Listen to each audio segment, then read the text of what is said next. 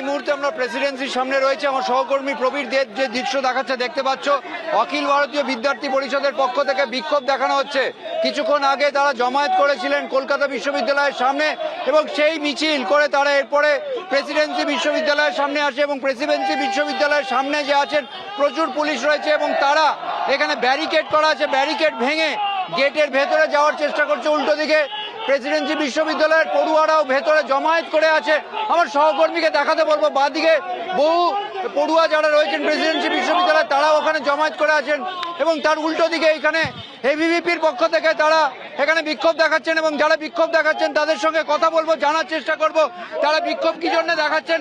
আপনারা এখানে বিক্ষোভ কি জন্য দেখাচ্ছেন?